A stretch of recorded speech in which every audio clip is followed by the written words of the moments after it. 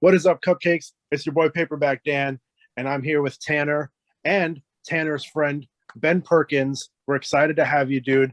We're gonna be talking about all this stuff that you've got going on. So say hi. Let us just let us know Wow. what's going on. Well, thank you, man. The pleasure's all mine. I've known Tanner for almost a year or two now from the CKRS fan page. So he told me he wanted to talk to me, and I'm always excited to talk about myself and my art. So, yeah, my pleasure's all mine. Awesome. We're happy to have you, Tanner. Say hi too, because we didn't forget about Hey you. guys, my name's Tanner. I'm actually the co-founder of the Cupcakes group with your boy Low Heat. I'm joined today because I know Ben Perkins very well. We worked on a comic book together. He had the pleasure of helping me create my first comic book, and he put up with me through all of my amateur nonsense. So he gets rewards for that. But I'll let Dan get started with some questions, and then we'll go a little in depth here. So, to start real quick, let's touch on that. You guys have like a quote unquote working relationship. You did something together. You helped make Tanner like do his first comic. So, let's jump right into that. Yeah, so I believe, if I'm not mistaken, it was the Darkness Meets the Max. Right. For the Darkest Image, right? This is a fan book called Darkest Image, and then it started out as Image Grand Design. Some of us missed out on that, so we wanted a chance to kind of do our own thing. A bunch of guys from the Cartoonist Kayfabe Ringside Seats set this up, and I was interested. I literally just put my name on the sign-up sheet and was like, here's the story I want to do. And Ben went and filled his name in. He's like, hey, I'd like to draw that. That sounds cool. So, and then we got started. This is, all the money went to charity. So it's definitely not like a work for hire type thing. Everything went towards the comic book defense fund, if I'm correct there, the legal defense fund. Really cool thing. You can actually get this online at darkestimage.com. You'll be able to get it on there. You can download a PDF of it. $5. Yeah, that's I think actually cover Ray Whitaker and I did. He laid out the cover, and I think I finished it off there, the back cover. The Dark Horse Presents homage to Frank Miller. Yeah, that's pretty badass. But yeah, man, I remember you sent me the note. We started talking. You sent me the script, and I fell in love, and it was something I could do easily because, again, I once I started connecting with that fan page, I just started getting a lot of collabs hitting me up. So it's really awesome that I could do yours. It was short. It was like 6 pages. Yeah. But I got to work on the Max, dude. Max is like one of my favorite characters. So I was super happy to work on that. And then I've never really done the Darkness before. So that was like its own challenge. The only issue that I should have thought more clearly on is that the PDF, when it came out, is electronic and it does a page by page. So it didn't get a chance to utilize the double page spread that I had done where it was like the fight, between Max and Darkness. Yeah, so in print it works better, but when I got the PDF version and I flipped through it, I went, oh no, I forgot that I had to adjust that. But it's still pretty because the reading goes across the horizon, So when you're reading it, you have to flip back and forth on the digital version. But if you get the print version, you're lucky. That's unfortunate. Well, that's why print's better anyway, right? So, tell us a little bit about yourself. Like, how long have you been into comics? What kind of started you off, I guess, with the hobby? Geez, I don't know, because the longer I get on in years, the worse my memory becomes. But I do know that I was a big fan of cartoons growing up. I knew that I wanted to be like an animator. Comics were kind of floating around, when I was 4 or 5. It didn't really hit until I was 10, 11. And then 8th grade, I think I read like a Deathlock miniseries. And it just kind of like, there's some poignancy to it. There's like some gravitas to it. And it really, really sparked imagination. And I figured that's what I wanted to start doing, is do comics. So, I concentrated on art. I was always an artist. I always drew. So, just growing up, being into Batman, being all those, like the 66 version, that was I play like in the afternoons when I come home from school, the Turtles, all that kind of stuff. So, I was ripe for like all that. And then having a drawing ability just sparked my imagination. So, yeah, it's just kind of off and running. I really focused on it in high school. I went to art college, went to a couple state colleges, came out to Portland to continue art school. left after a year, moving 3,000 miles away from my home and having a full-time job and not being stuck, but kind of just saying like, okay, I don't really need a degree to do comics. And so, yeah, I just been the last 20 something years since 97, just kind of in the background, helping anybody, you name it, produce managers, lawyers, people just have a disposable income to make a comic. I've been just working for those people, just kind of in the background. So there's a lot of stuff that I've done people won't ever get to see because they've been printed, or I won't ever see the light of day, which is unfortunate. But I'll just sharpen my skills to get to this point here, and I've been really, really killing it lately. So I'm super, super happy with all the people I've met and then the work I've been able to do. Cool. That's pretty dope. So, so you're primarily an artist, right? Do you do with any of your projects? Do you do any of the writing as well, or do you have people help you? What's the deal there? It depends. For the longest time, I was just having, like I said, people that were just regular people that wanted to do a comic, and they had an idea, and they would hit me up, and I'd be like, "Well, this is kind of like what I will charge you for." So they'll write mostly, but I've always had my own ideas, my own character creation heavy. I've been working on that character for over about 15 years. A little after I moved here, I had the idea for him, and I just couldn't solidify. I had the character, and I just was sharing the character. Everyone loved the character. They just fell in love with him. And for me, I just couldn't find a story to justify it. So that was like the 15-year exploration was like, no, this doesn't fit. This doesn't fit. This doesn't fit. And then I came to understand that like it was the scope of it was so big that I could actually figure out a way to include everything that I wanted. But then I had to recreate it again, and that's kind of where I'm at with this iteration. So it's been a process, but yeah, I love to write. I've got about a good 14 different ideas about real strong, kind of gimmicky. Some of them are gimmicky. I want to do like a 3D anaglyph style, like black and white, like giant monster, like movie kind of thing. Like rubber monster kaiju. I have an idea to do. It's too good of an idea to kind of just sit out there because it's really good, but it involves racing and involves space. But I've never seen it done before, so it's something I want to focus on. So stuff like that. I have a lot of cool ideas. I've got a Grindhouse Red Riding Hood story that I want to try to get out there. Ride. Not just cool stuff, man. I just want to do cool comics. But yeah, I do a lot of writing. It hasn't been my primary focus when I first started. But just the amount of stuff I'm consuming and just knowing the skill level I'm at, I can feel comfortable virtually telling any story I really want to tell. So I want to tell a lot of different cool stories. Right. Sure. Of course. I think, as a writer, potentially, but like doing the art also, I think you can express what you want a little bit better because, like you don't have to try and collaborate with someone and see if they get the point. That's true. The shorthand gets a lot quicker. You know what I mean? Because a little scribble of this, I know exactly what that note means. Like with my thumbnails, or a lot of the times, I will write and I'll plot out. Like for my heavy story, it's gonna be like 300 pages. I have a direction for every single page I've written. So the 300 lines represent each page, and then it's about going down. And like breaking that down into panels, So the writing, a lot of it is half like maybe just a direction for myself for what I need to get across on that page to get me to the next page. Right. But a lot of that's the story just visual. Evolves as you go. Basically, Say that again? when you're doing it yourself. The story evolves as you go whenever you're writing for yourself. It does. Well, for the first issue of Heavy, I was literally writing it page by page. And then I have the whole thing capsulated now because I have the direction where I want to go. But it leaves me open to at least change the visuals way that I tell the story. The story is written, and I have to follow that.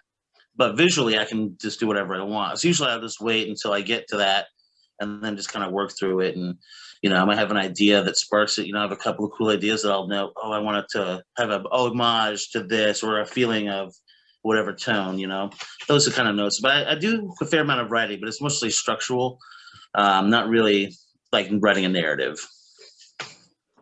Okay, that's fair enough. So I mean, are you doing any reading right now in between your writing and artist stuff? I'm trying to. What's the last thing I just read? Oh, actually, went online and found I downloaded a PDF for the that Salvation's Alien book that the guys were talking about the other day. So I was reading that and just kind of soaking myself up in that prime mid '90s Mignola, which is like my favorite era of Mignola. What did I read recently? I try to fit time in to read. It's really hard. I'm so busy, and when I'm not busy, I'm like socializing with my family or hanging out or doing karaoke or something. So I want to try to have a life too. But I do have a reading list. I think the last thing I really read in depth was the Ed Pisker's Artist Studio Edition, whatever, that huge book. And it's still, I think, only read half of it because I was pouring over every annotation that he was writing in there. That's a good resource for a cartoonist if you guys want to check that out. I recommend that highly. You got to take your time with something like that. Absolutely study everything. For sure, yeah, man. That guy has a lot to give. I mean, he puts a lot of himself on the page. It's crazy. Absolutely. Awesome. So, I mean, what are you working on anything right now besides Heavy? Like, do you have anything that you want to announce or talk about or? Well, yeah, I mean, I'm working, man. So, I did actually help to form a pitch for Image, but I think those guys are probably going to go with someone else, which is fine. I am I'm drawing Post-Traumatic, which is a book I was working on for like one of these guys. Like I said, I think he works in film. He's like a grip or something. But he had this idea. He wanted to pitch Netflix. He felt maybe, how do you pitch Netflix? It's kind of a hard thing, but he wanted to make it into a comic. So I spent like 6 years working on this thing, and he just released the first book a few months ago, which only contains about maybe a quarter of the work that I did overall. So he wants to do that to another book, which is going to be the third volume. So right now, currently, I am actually going to do the fill-in book for that, which bridges the gaps between the first book and the second book. So I'm currently working on that, getting back in the swing of those characters. It's kind of fun. I'm working on a lot of fan projects, 1963 annual with William. I'm not going to pronounce his last name, but 100% Comics. He's publishing that, and so that's been fun. The Batman Year What project as well. Did just a bunch of fan stuff. Going to do another Darker Image. Mark and I are doing a Shadowhawk story. Well, I guess I don't know if we can use Shadowhawk. There's been some issue with that, so we might be using a Cypher character, which is something that we've been designing and having a lot of fun with. Yeah, but man, I'm all over the place. This next year, people might get sick of my name. I don't know. I'm gonna be in a lot of places, but it's fun. I mean, I couldn't have dreamt about doing this any other time. I mean, you told me 3 years ago that I would be like hanging out with other comic book people. I wouldn't have thought about it. I've done this 20 years in Portland, and the comic community here in real life is just very elusive. I could never figure out a way to plug myself into it. I don't know if this is my, maybe too shining personality. I don't know. But the community that I've craved is the community that I found in the CKRS. So being able to do books with those people has been awesome. That's cool. So I want to take a second to talk about Heavy, because you've already touched on it. It's one of your created characters. Tanner sent me a PDF of it yesterday, so I started to try to skim through it. I didn't get very far because I got busy, but I really liked what I saw, honestly. I thought the art was incredible, and the setting, that shit's right up my alley. That post-apocalyptic, desert type, Mad Max shit. I was all for it. So a great first impression through the first 14 or so pages. So I just want to put that's high praise. I really appreciate that. And that post-apocalyptic thing was the last drop of how everything solidified for me. I have a longtime collaborator, Aaron Stewart. We worked on Galaxy Gator together, which is like a all ages anthropomorphic space alligator. But I told him we were driving around somewhere doing an errand, and I'm like, I think I want to make Heavy a Western. And he's like, well, it makes sense. He's a damn horse, right? And so then that kind of developed, and I think I was watching some old, Sergio Leone, something. And I was like, yeah, I mean, that fits. The whole tone, I just saw everything again, the way things hit you, when you get inspired. And so I just started well, what if I pushed it? Maybe it doesn't have to be a modern character. Maybe I can tell his whole story, as in it's his past, you know, and then we're here in the present dealing with the ramifications of all the things that he's gone through, and we're just kind of getting like peeks back to it. It's a pretty involved story. Like I said, it took me a long time. You know, for 15 years, it's going to be a little complicated, but it's smooth. And the way I want to tell it's probably going to be as easy as it can be, as digestible. You know, I want every issue to be kind of like, not like a gimmick, but like, you know, like a statement, you know. Yeah. So yeah, it's going to be a lot of fun. I have a lot of different versions of them, you know, and if it goes well, I can tell pretty much any kind of story with him. Since he's technically an immortal character, I can pretty much do anything I want with him. I mean, that's awesome. It kind of leaves your options open a little bit. It was very interesting to read pieces of that, the Heavy Mega PDF, which is also a part that you can buy from Ben's web shop. Seeing all the different iterations of what Heavy could have been. And like the Sin City background in it was so interesting. Yeah. I'm going to be honest, I'm glad you didn't go with this Sin City thing, because I love crime dramas. I do. But Westerns, I don't know. That's such a niche category. There's not a lot of creators doing that right now. And especially like a sci-fi Western. That's really interesting. What's really funny is that I'm not writing it to be a Western either. And I think that's what's going to make it even more of a Western, you know, because I don't want to have it like have Western tropes or whatever. It's just going to have that feel of like, this guy just doesn't freaking care anymore, you know, and then what is it that gets him to care again? So that's what I like about it. But yeah, I was also thinking of toying if I could never, because, you know, it takes a lot of time to do these things. And like with the Kickstarter, proved it just took so much time. So it's either going to be something that I can produce in like a year's time and then dole out as issues, or just have a huge, like, you know, tome of it, like just a big book. But if I can't do it narratively, my other idea was to do it kind of like a Jodorowsky's Dune type of thing. Because I have, like I said, I have all, make a PDF. You've seen bits and pieces. I have all these pieces I can just put together and just be like, oh, at one point it could have been this, and at one point it could have been that. People could fill their own thing in. That might be a little too meta, and no one would care. But like, again, that's probably just pure laziness on my part, just to get it out. Because like I've lived with this character for, you know, we're going on 20 years now, and I need to get it out. But I really am happy you guys enjoyed it. That inspires me to keep going with it, you know, and try to produce those issues. Yeah, I'm going to be a little selfish here. And I'm going to say, I think you would regret if you didn't do it issue by issue. I think one day you'll regret that. And your idea about the tome, I say, why just do one or the other? Double dip.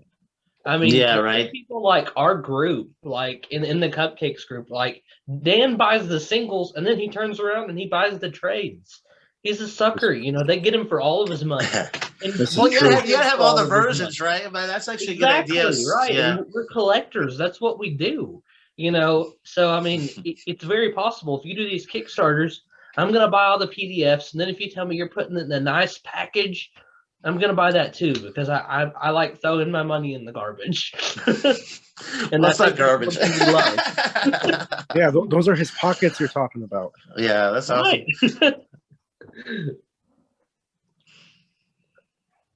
So I mean, Tanner, you said you wanted to touch on something else, right? Besides the book that you had worked on together. He's also done this Weapon Etch, which is very interesting. This is another one of those fan-made comics. But this one's particularly interesting because each page is done by a different artist. And I found that absolutely wild. So this is like Weapon X, except they've redone it. Some parts of it are even funny. Like there's like a Simpsons-inspired part in here. I ordered it not even knowing Ben was part of it. But it's a very interesting book. Like, see? Right there, you got Krusty the Clown as Wolverine instead. But it's another one of those fan charity type comic things.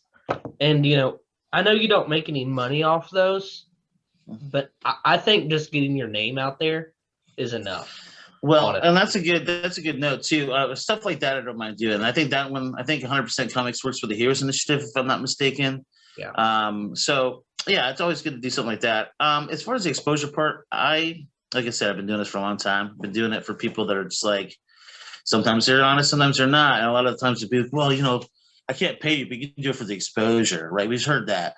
This is a little different because I know the exposure is legit. And I know people know who Weapon X is. they would, and this project is, it was circling around. People knew what they were aware of it. People wanted to pick it up. So I don't think it was empty exposure.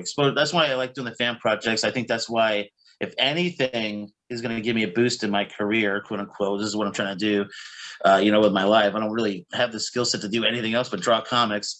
So if anything, I think this next year with me doing all the, fan projects and stuff, that's the appropriate exposure that I like. And if, consistency, they'll see me the Ghost Agents with Rocco and a bunch of other guys, a couple issues for that, and that was successful. People keep seeing my name pop up and they see the work is good and consistent. You never know. The opportunity just could bubble up from something like that. So that's the exposure I knew was going to be legit. And so that's why I decided to do it. And, pay doesn't really matter when you're just doing it, especially to help people out, charity is a good thing. I don't really do a lot of it in my life. So being able to do something small like that to help is pretty cool. Totally. Yeah. No, I agree. What is that poster or painting behind you? That looks really cool. This is a painting I did about, I don't know how many years ago. A long time ago, 12 years ago. I don't know. It's called Anticipate. There's a dude right here. I don't know if you can see him. Well, let me get the chair out of the way. That's massive. Yeah, it's huge. It's about 6 feet. Yeah, and that's definitely eye-catching. Like the whole time I've been trying to focus, but that's in the background. I'm like, that looks awesome. That's all around. It's all around my house. Yeah, so I did that acrylic on wood. It's got black. It started off with black gesso. Kind of like I got the idea from Batman the Animated Series, where they do all the backgrounds on was it black construction paper or whatever. So just put a bunch of black gesso, and it kind of does the same thing where it leaves a velvety, like kind of sandy finish on everything, and it's just beautiful to paint on. But then of course I cover it with a high gloss when I'm done, so it can shine. And yeah, then it's good to go. So actually, one of my first shows for the gallery was these 8 foot by 8 foot paintings of Heavy, and it was like one night in his life, but every painting was him doing something completely crazy. So it's like this guy, punches giant monsters and robots, when other people are going to get milk. That's awesome. So it was a pretty popular show. It was really the gallery had just red walls, like this red, and that was it. And then ceilings and floors too. So like my work just like with a high black contrast, just like sung off of everything. It was great. The curator there loved my work, so I was able to work there for 5 more years. Trying to sell paintings there. That's awesome. I mean, I could see why, because like that, what you have behind you is pretty damn cool. And like I said, I saw your art in Heavy and I really dug it. So yeah, thank you. Yeah, that's awesome. So do you have any, do you have a Kickstarter or anything out like that right now? Or are you just working through your website? Not right now. I'm just, I'm working, collecting a page rate for post-traumatic, right now.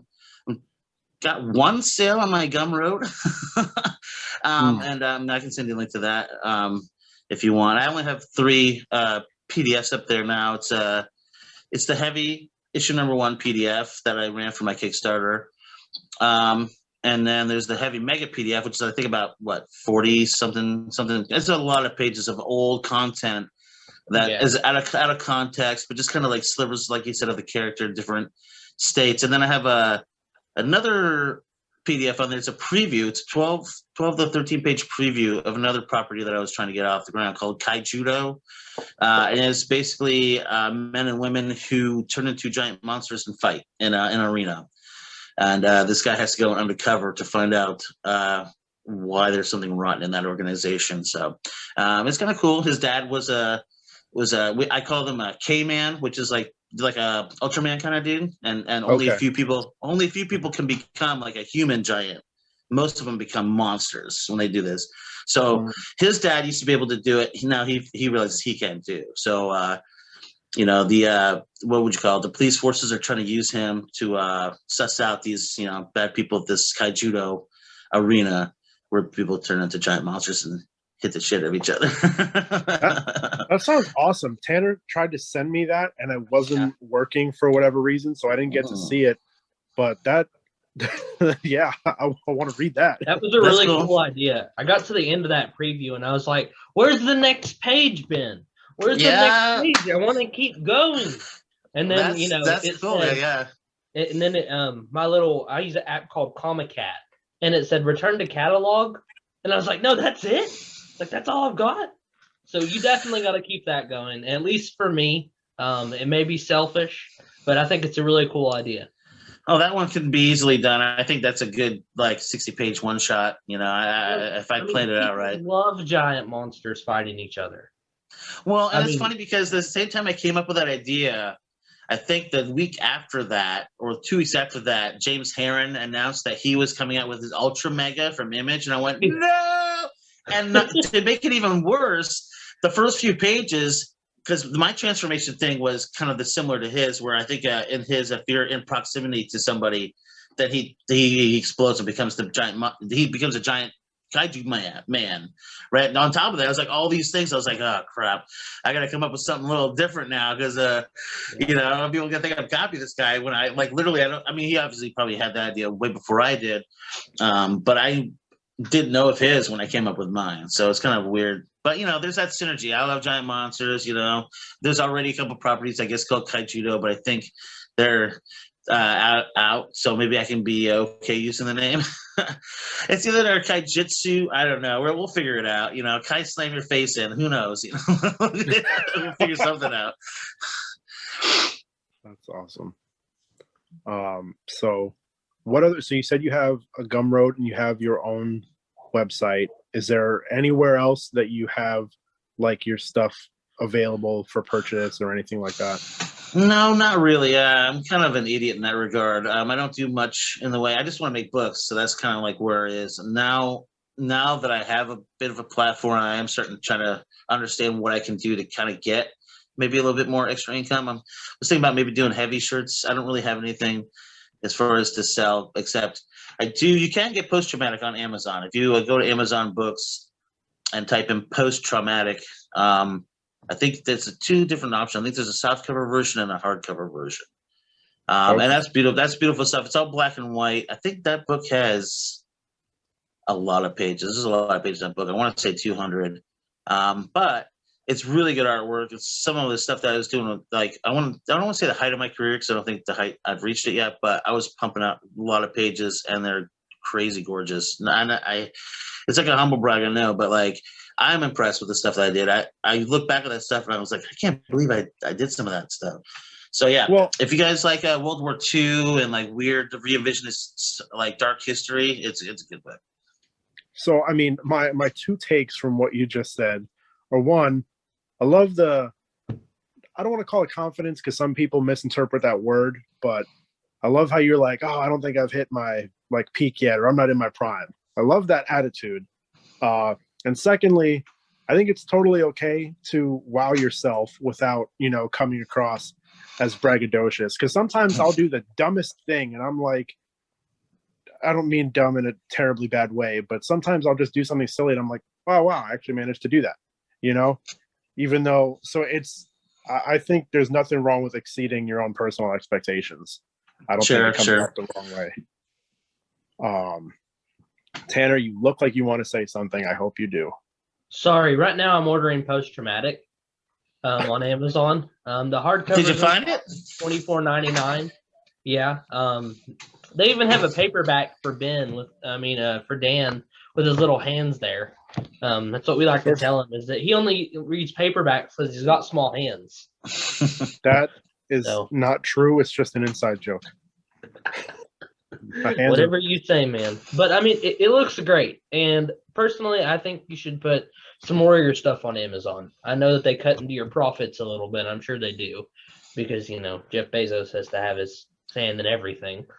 But again, what we're talking about, that exposure, perfect way to do it. And I mean, if you look up heavy comics, I don't think you're gonna find much right now. Right. Well, yeah, that's another thing. Is like the other distribution models I'm trying to look at too. Like what the project that I think is going to be a really good idea. I kind of want to market it to toy stores and stuff, and see like if, you know, Kmart, or I don't know if Kmart exists anymore, but, you know, Target, Walmart, if they, you know, you can put them like right next to like where I envision it would be perfect. I'm looking at Substack too. I've heard people are having some success with that. So I know this is like kind of like a Patreon, like a subscription base, you know. One, that would motivate me to get heavy pages done if I wanted to pursue that, you know, like, you know, a new page a week. But like 300 pages, a page a week, that's still like 6 years worth of work. That's so I need to speed that up, and I want to get it done. I can't wait another 5 years to get it done. So I'm gonna try to get Heavy done within the next couple of years. Right. Dan, you use Substack, don't you? So I am subscribed to one, but honestly, like, Yeah. I don't know that it's worth it.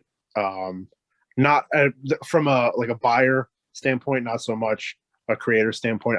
I've like Ben said, I think I've heard things like going pretty well for those people for the most part. So if you're serious about that, like motivating you, then I definitely think that that's like an avenue that you should like highly consider. That or Webtoons. You guys have any experience on with Webtoons? I heard that's a pretty good subscription or distribution model as well to get people to know about your work. I don't I've never used it, but I started seeing it a lot. I've kind of like dove head first into like the comic book side of Twitter, so I'm like seeing all these things that I wasn't like privy to before that. And I see a lot of people talking about those kinds of things, which makes me think there's got to be some merit to it. So that might be a good option for you as well. Cool. Yeah. I've seen the same things. Yeah, that's why I was curious. So we got a big question here. When can we expect the next Kickstarter, Ben? Good question. Since you asked, Tanner, I'll be more motivated to get it started. But I have half the issue of Heavy done. The issue with the Heavy thing was like I was working for like an app company that wanted to. They did mobile games. So they wanted to do like a mobile comic subscription app service, and they're paying really good rate for the pages to license my art on their service. And then they just spent too much money. So it's halfway through the second issue when everything collapsed. So I do have half a second issue done. I need to finish that. And then I don't know, maybe this summer. I'd like to shoot for this summer. That'll give me enough time to get the pages done, have them looking nice. So we'll see. I need to shop around for a printer. The printer that I had for the previous Kickstarter kind of didn't help me too much. Next time I get a printer, I'll get a physical proof. Let's just say that I learned my lesson. That's why maybe the font was a little tiny on some of those printed issues. So I do apologize if you got a smaller print. But yeah, lesson learned. I'll get a full physical proof next time before I go to print. But yeah, hopefully this summer. Yeah, I'd really like to get going. I want to get the ball rolling, get some momentum back. People seem to really like Heavy. I haven't really got a lot of feedback except for you find folks and a few other people, but. Hopefully, the world will trickle back in. People seem to like it. People that give me their feedback, they seem to enjoy it. So that's a compliment. Rather than burning it, throwing it away. That's good. It's good news. Yeah. And I will say also that you had mentioned the idea of shirts earlier. If it has your art on it, I will absolutely buy it. I love merch. I have like 1,000 shirts. What's one more? That's really kind of you to say. Yeah, I'll definitely probably put together a Heavy shirt. I just I don't really know where to go for getting good quality shirts. Most of the time, online stuff, the shirt quality is kind of like plasticky to say the least. So I probably would buy my shirts first and then figure out a way to get them printed. Maybe you could do a screen print on them. Find someone local who does screen printing. You may be better with that because I've noticed that a lot of the shirts that I get from Kickstarters. Because I'm like Dan, and I love buying shirts for whatever reason. But they peel. Like it's, like you put in the washer and the dryer, and next thing you know, your shirt's peeling. So I've got like this really cool Magneto shirt that I have. And you can barely tell that it's Magneto anymore. And it's just been like 6 months. So the screen printing idea, I think that would be good for you. Yeah, well, I mean, I can always buy myself a little screen printing kit, do it myself too. I think I can probably figure out how to do it. Yeah, there you go. Anything to save costs, man. When you're doing it on your own, you got to save every little penny. Make it stretch. Especially in this economy right now, 100%. But that's why we're going doing. to talk about the economy. So, we really wanted to get together, but gas prices prohibited it. So we had to do this. That's unfortunate, but I understand. So that's all I have. I don't know if Tanner had anything else he wanted to cover. I don't know if there's something that you wanted to touch on that we overlooked? No, you guys hit all the marks, man. I mean, I'm a humble cartoonist. I just draw and like to put out books, So all that other stuff I probably should concentrate on, but like right now, my focus is just making pretty pages. And I love pretty pages, so that's what it's all about. I mean, that's what the greats did. This generation really reminds me of the early Image kind of stuff where you're going into business for yourself. You're doing it for you. You want the pages to look good, kick-ass art. I'm not saying you've got a 90s style, but the action reminds me of that. Like your comics are action focused, or at least the ones that I've read. And that's the kind of stuff I go for. Occasionally I want something different, but I think that's what a lot of people want. And I think that's what's missing in a lot of mainstream comics today. Right. I have to say, I was very surprised by your work in the beginning, because whenever I decided I was going to do this, I didn't expect I'd get like a professional artist to help me with this. So I was pretty surprised there. So absolutely fantastic. I'm so happy with the quality of those pages, because my goal was to make it look like a 90s Steve Oliff was like touching those pages with the digital application. So it did come out the way I wanted it to. That was a real fun story too, man. Thank you for writing that. Absolutely. Just some quick things before we go here. What's your favorite comic? If you've got to pick one just off the top of your head that you're going to go back to over and over again, what's the one?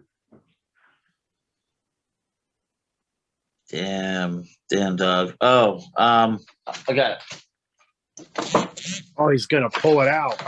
Bram Stoker's Dracula by Mike Mignola, the black and white version. All day, any day. That would be the one. Yeah, that's really unique. I love Mike Mignola. I can't think of anything else at the top of my head. I mean, that's a thinker. But I mean, as far as I'm concerned, hey, the first one that pops into your head. Yeah, that was the one. Because I mean, like again, I was thinking about that Alien Salvation. I just got done reading that, but I'm like, well, that's gotta be something Mignola. And I'm like, yeah, the Dracula one. Whatever. If you guys haven't, treat yourself to that book. That book is crazy good drawing. Crazy good. That's what I've heard. So, and who would you say your biggest influences are in the comic industry? Oh, I can think of two right off the top of my head. One, Mignola. Only because Mignola did the thing that I want to do. He made his character an obscure character household name. You say Hellboy to anybody, they pretty much know who you're talking about. That's true. Yeah. And two is Frank Miller.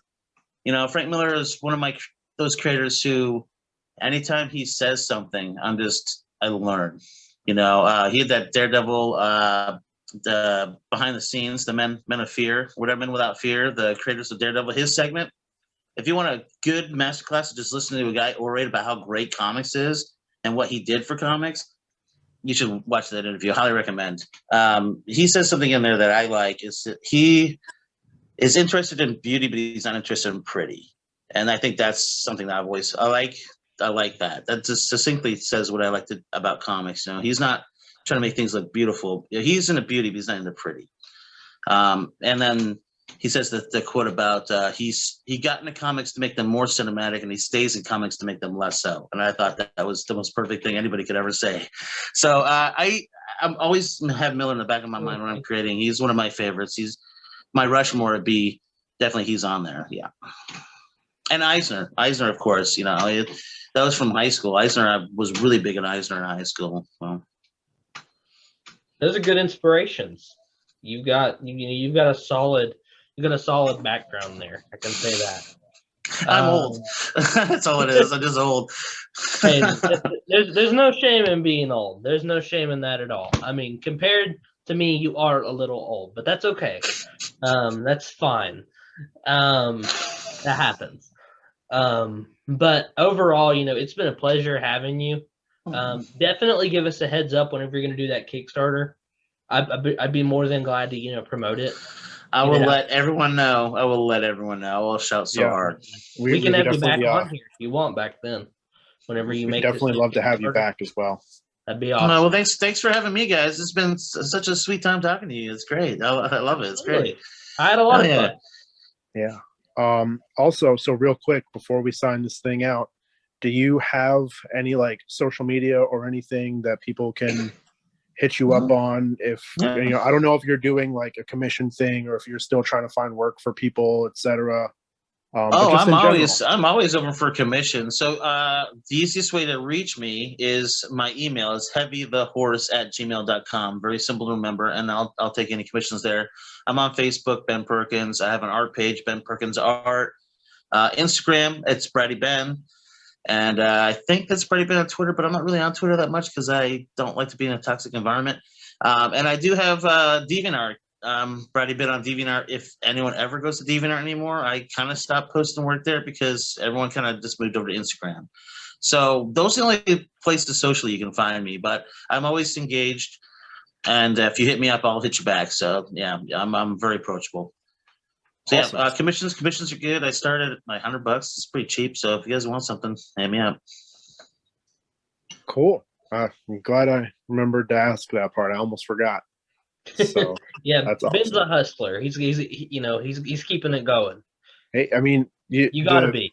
The grind doesn't stop, you know, especially when you haven't already like hit it, you know, big like some of these other people. Like, No, I don't think I'll gotta- ever feel like it. There's two quotes I have in my head: is practice makes better, and never stop, never stopping. So that's the life of a hustler, all right? Yeah, that's awesome. I love that. So yeah, I'm good here. This chat was awesome.